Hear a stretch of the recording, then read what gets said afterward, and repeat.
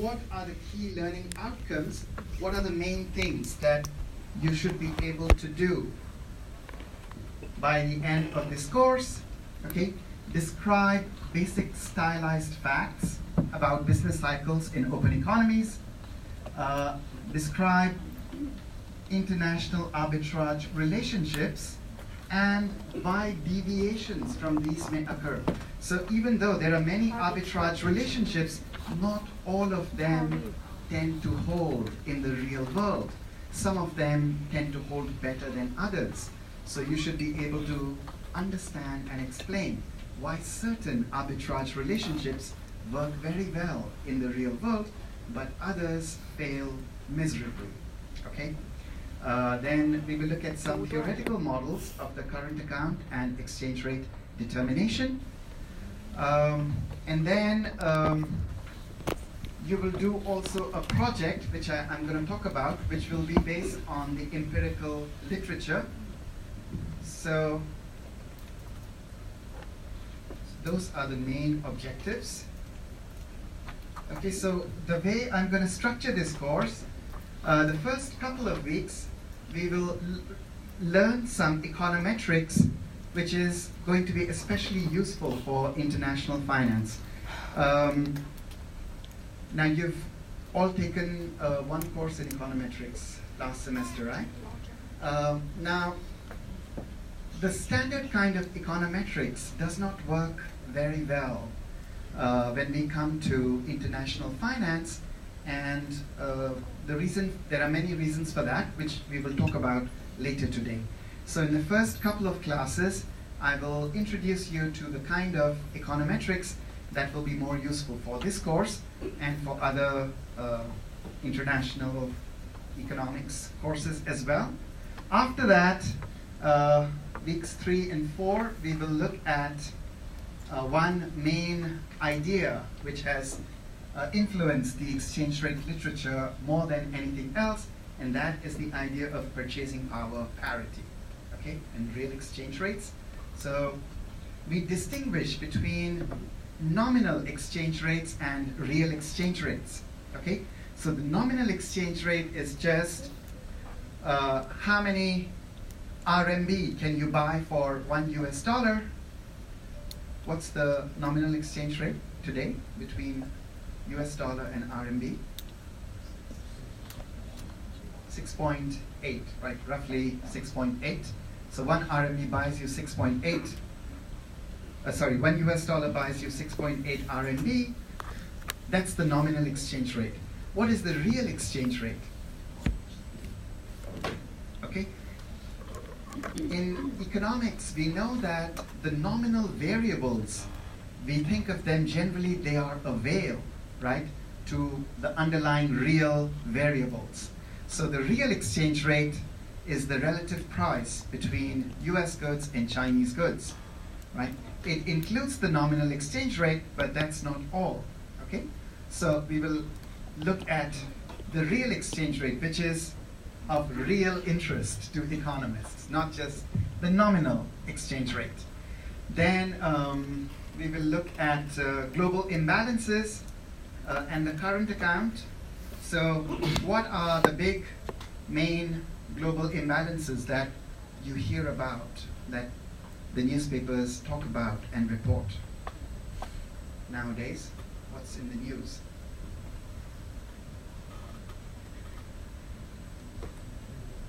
Trade war, right? There's a big trade war going on, and what is the underlying trigger for this trade war? What's the reason we have a trade war? Of course, it's a complex issue, and there are many reasons why it is happening, but from an economic point of view, what are the important reasons why we have a trade war? There's a huge trade surplus, right? So when we look at the trade, bilateral trade between the US and China, then the US has been complaining for many years that there is this imbalance, right? China exports a lot to the US, but does not buy as much. So there's a trade imbalance, and that has been accumulating for many years. what is the cause of this trade imbalance?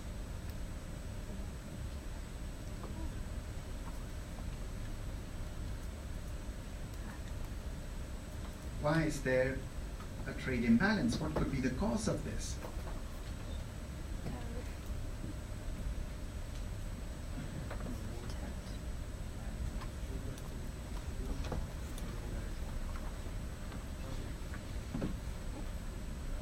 Yeah, so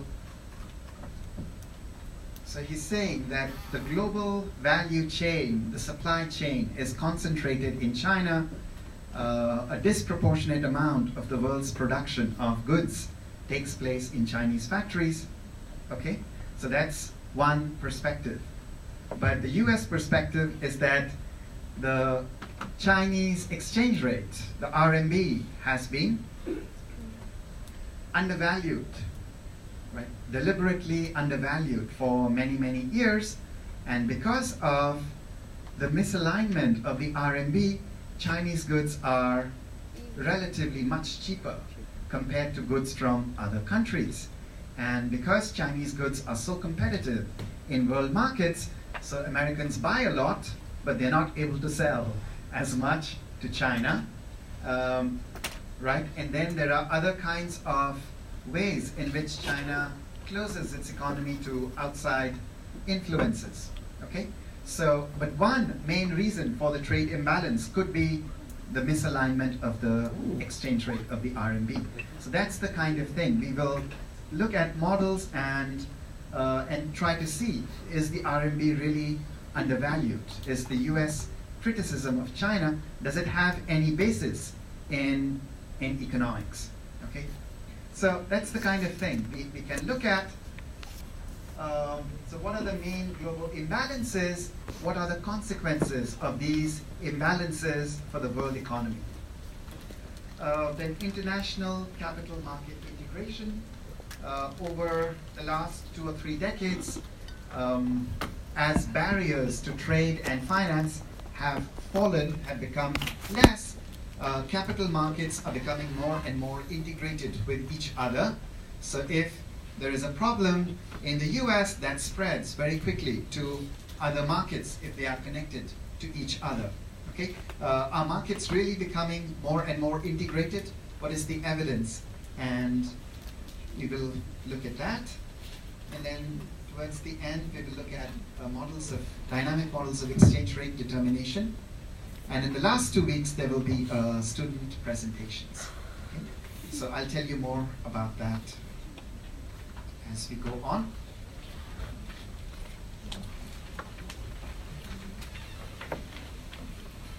Okay, so here is some recommended reading. You don't really have to buy any textbook for this course.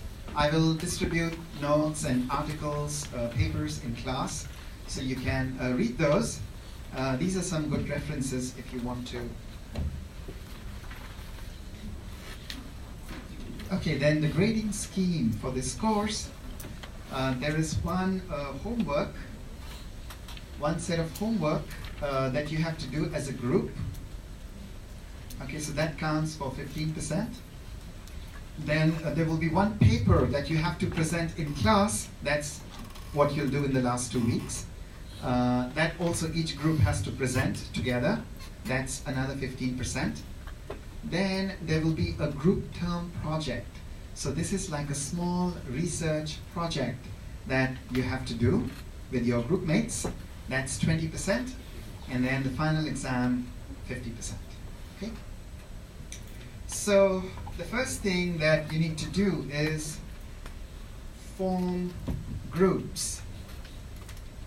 Okay, so let me ask you, do you prefer that I form groups, I randomly assign you into groups, or you want to make your own groups? Own groups. Okay, good. So that's fine. You make your own groups. The minimum size is 5, and the maximum size is 7. Okay, so subject to these 2 constraints. Okay, the class size is around 83 or 84. So if there are 6, yeah, 6 is a good size, 5 to 6. at most 7. Okay? So I've already mentioned there are 3 things you need to do as a group. 1 group homework, 1 group presentation, in which you will present a research paper in international.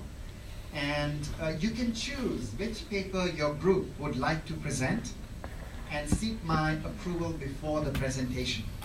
If you can't find a paper, then also let me know and I will assign a paper to you. Okay? You can choose your own paper or you can ask me to give a paper to you. Either way is fine. And I'll give you a presentation schedule after all the groups are formed. Then, as I mentioned, there will be 1 group term project or research project, and that will be due on the last day of class. And for this, you have to write an approximately 10-page empirical paper on exchange rates or international financial markets. So you could write this on many different things. As we go on, I will tell you what are the things that you could study in your paper. But general idea, anything related to real and nominal exchange rates, purchasing power parity, interest rate parities of different kinds. So there's a lot of things that you could study, but this is an empirical paper, so the analysis should be based on data-driven facts, and I expect you to use some econometric tools like unit root and co-integration tests to test the particular hypothesis that you are interested in. Okay? So I'm going to give you more details on how to structure your project later on.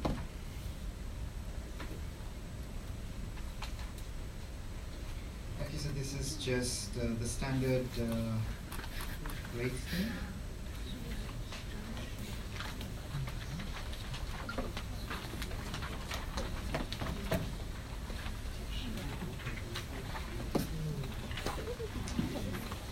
Okay, so I'm going to begin today with some basic ideas of econometrics that will be important for this course.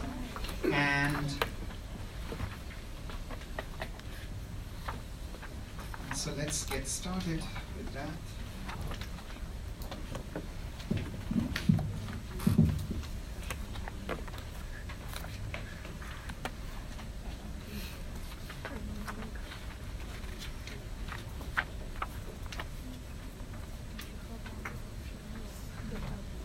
Okay, so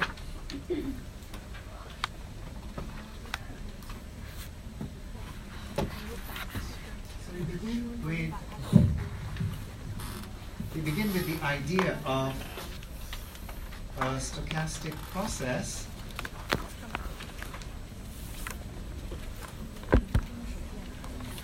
or a time series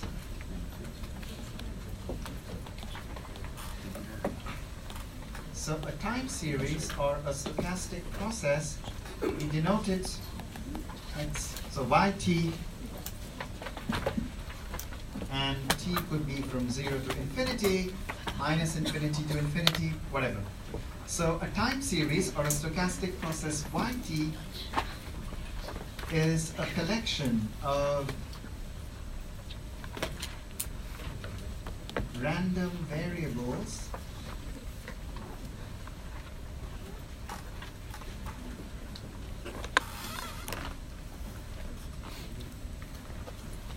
one for each point in time.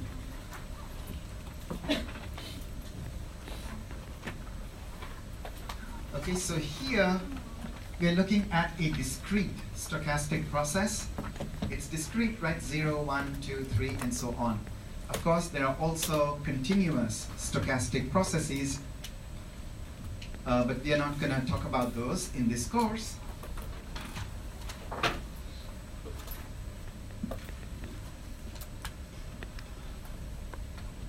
Then a fundamental idea in time series is that of stationarity.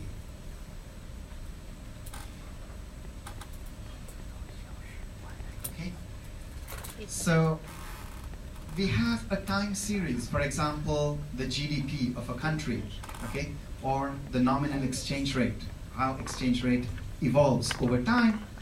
How can we learn from this? Okay, how can we learn from this? So we have a sequence of observations, let's say for the past 50 years of the GDP. What does this tell us about the future evolution of GDP? Okay, now in order for us to make some inference from past data about future data, there has to be some stability in the law which is generating these random numbers, these random variables. Okay, so that stability is captured by the notion of stationarity. So stationarity means that the statistical properties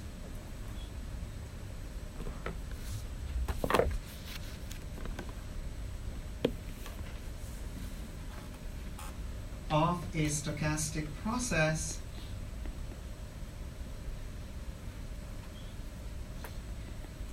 don't change over time.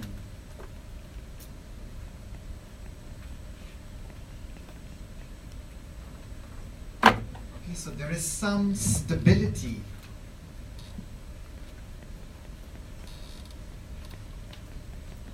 If there is no stability, if the probability distribution that is producing these random variables keeps changing, then the past doesn't tell us much about the future, okay? But if the probability distribution which is generating these random variables is the same, then the past will be informative about the future, okay? So that's the notion that the statistical properties of the stochastic process don't change over time. And we distinguish between two kinds of stationarity.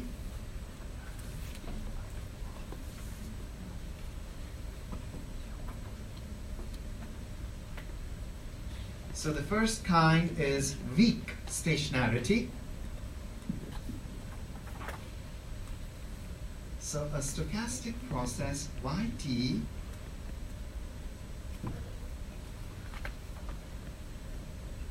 is said to be weakly stationary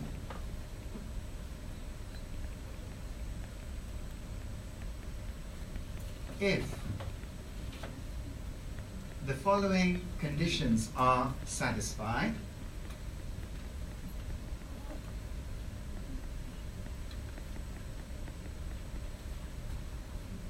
First, the expected value of Yt should be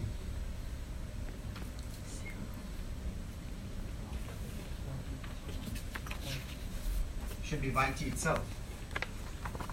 No. -1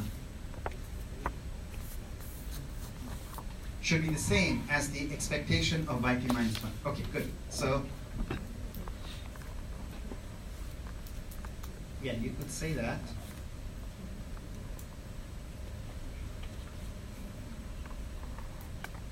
Basically, what we are saying is that the expected value of Yt should be a constant. Okay, let's denote it by mu for all t. Okay, the expected value is constant. It is not changing with time. Okay,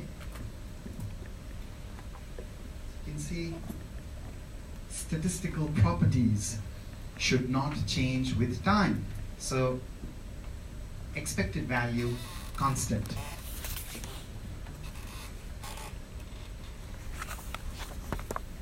Second is the variance of Yt, and variance should be also constant.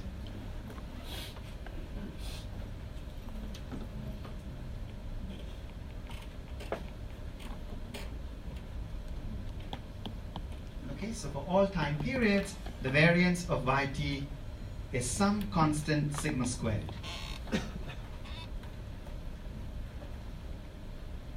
Third condition for weak stationarity is that the covariance between two observations, yt and yt minus s,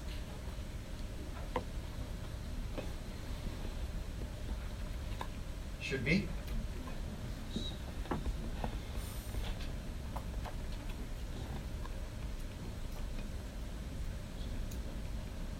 covariance between yt and yt minus s should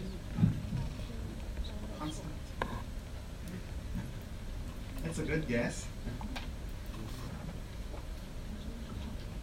but not quite. The covariance between two observations should depend only on the distance between those two observations. Okay? So it's not constant, but it depends on how far apart those observations are from each other. So for example, what this means, covariance of y1 and y2 would be the same as the covariance of y100 and y101. As long as the distance between them is 1, they must have the same covariance.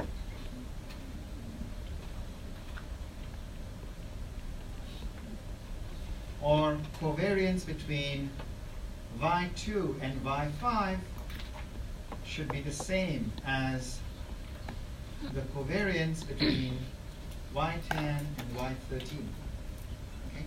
The gap is 3, so as long as the gap is 3, all those pairs should have the same covariance. Okay? So we say that a process is weakly stationary if these three conditions are met. Okay? The mean is constant, independent of time. The variance is constant, independent of time. The covariance between any two variables depends on how far apart those variables are from each other.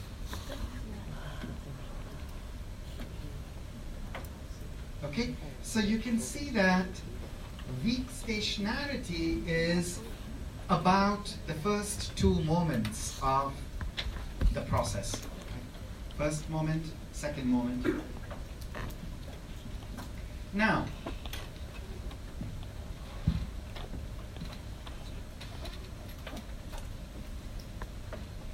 the other concept of stationarity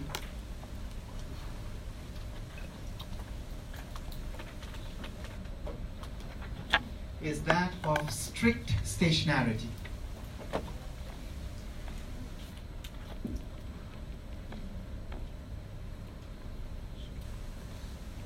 So we say that a process yt is strictly stationary if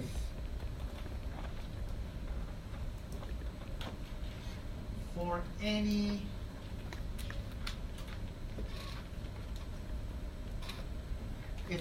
set of positive numbers, t1, t2, tk,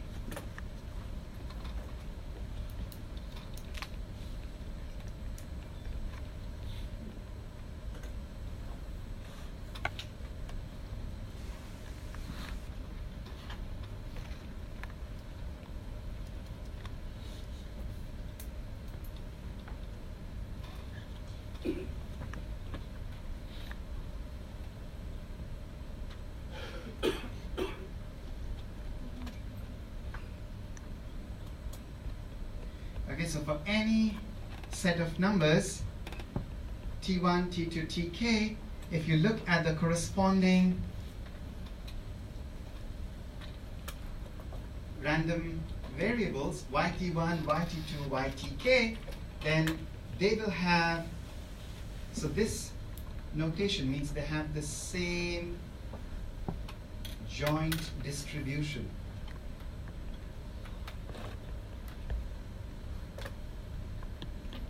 Okay? They have the same joint distribution as yt1 plus h, yt2 plus h, ytk plus h.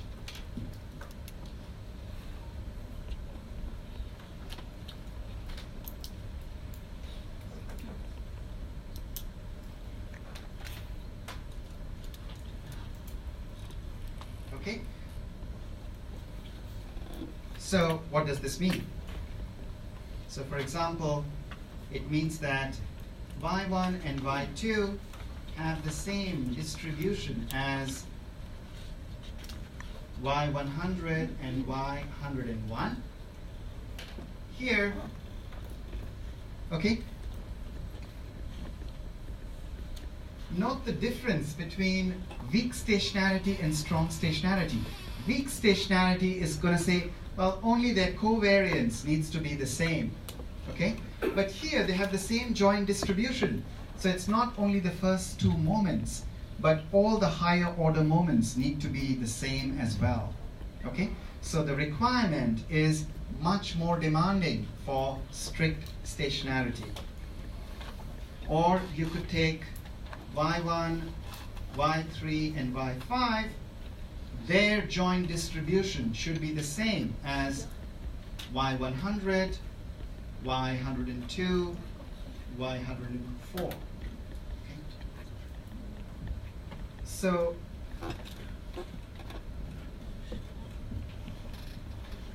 weak stationarity only requires stability of the first two moments, but strict stationarity is a much more demanding requirement. Okay?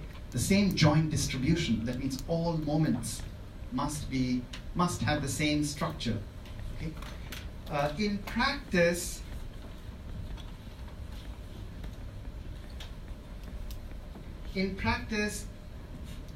when we say stationary, we mean weakly stationary. Okay? So you should know the definitions and the difference between them, but in this course, when we use the term stationary, or if you're reading some paper on econometrics, when they say stationary, they usually mean weakly stationary.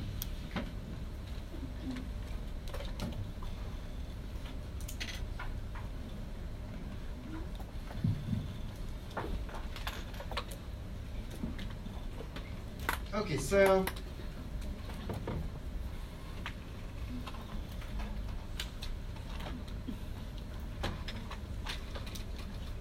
let's look at an example.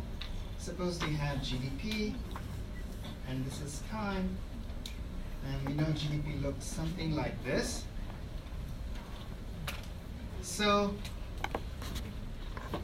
is this a stationary process? No. Why not?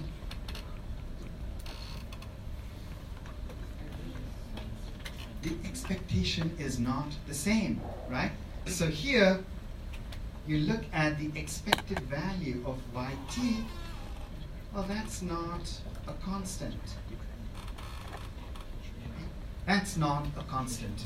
It's increasing over time. So here, there is a time trend in the data. Right? So if we observe the real GDP of most countries, they have a time trend. Right? It's growing over time because productivity is growing over time, technology is improving, more inputs are being accumulated, and so on. Okay? So, not stationary because the expected value is not constant. Okay, now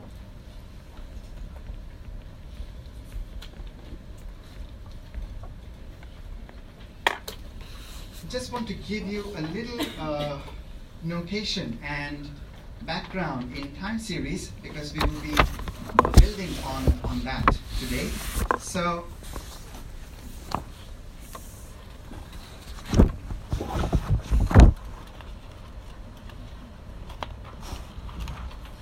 when we look at time series models, the first basic building block of all time series is what we call a white noise process.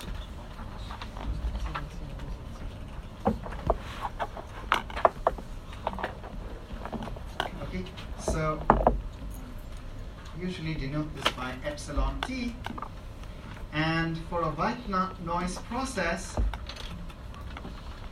its expected value each period is,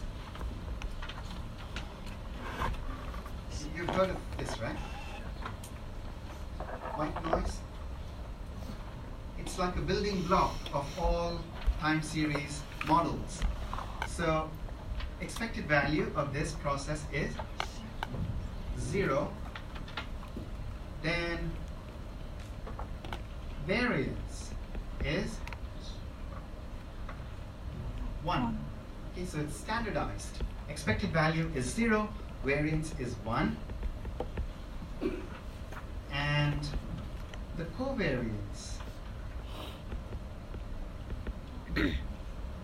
between any two terms is 0.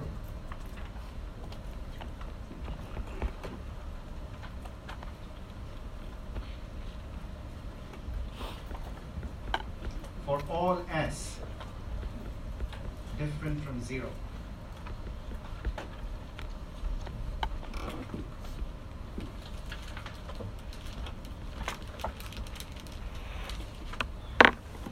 Now, so that's kind of a white noise process.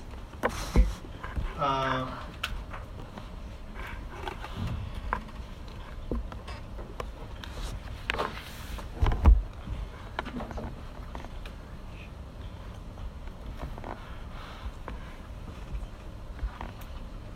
Then we have what are called moving average processes.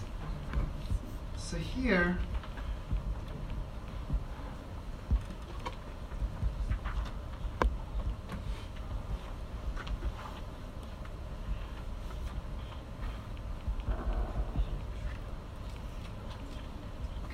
so here, Yt is a weighted average of epsilon t minus 1 up to epsilon t minus q.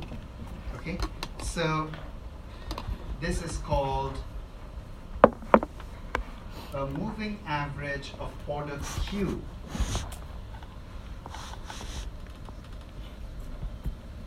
Moving order of average q. So that is, using these white noise terms, you can build up a moving average.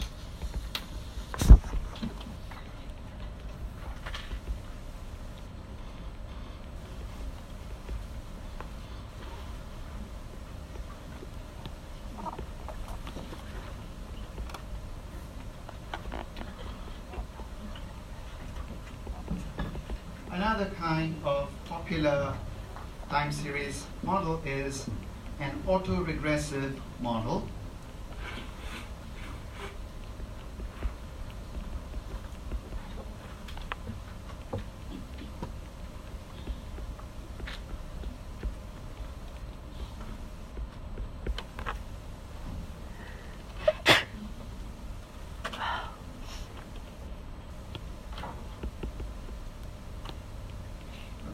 So y depends on its own lagged values, yt minus 1, yt minus 2, yt minus p, plus a white noise error term.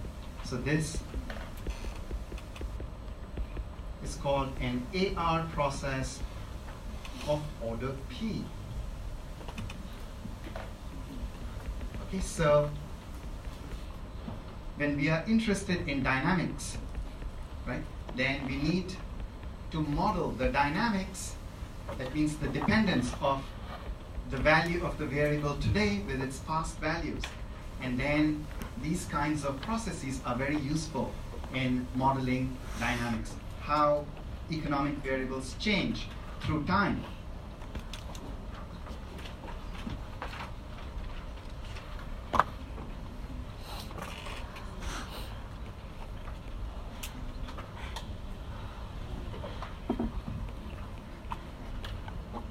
then the next kind of process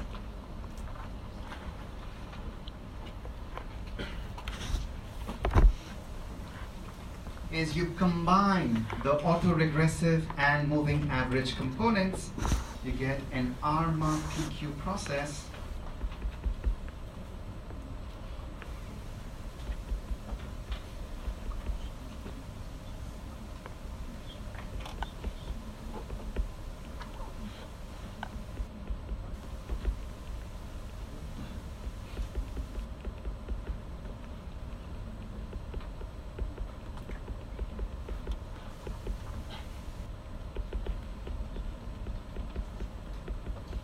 So this is an ARMA PQ model. So P terms which are autoregressive, and then Q terms which are moving average of the error terms. Okay, so this is called an ARMA PQ model.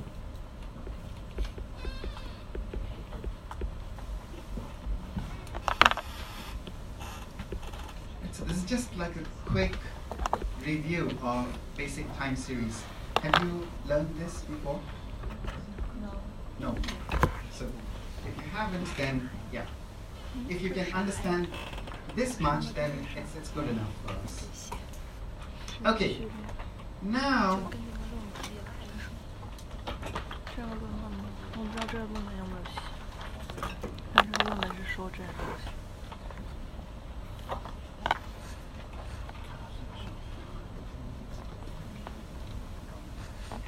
There is a very famous result in time series which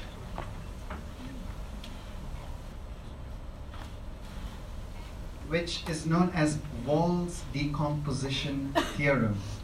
Okay? It says that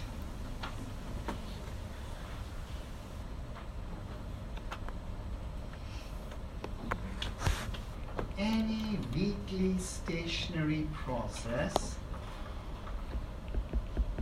YT has an ARMA representation.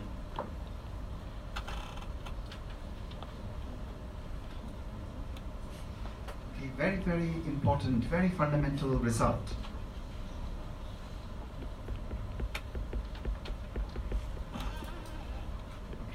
Any weakly stationary process has an ARMA representation. What does this mean?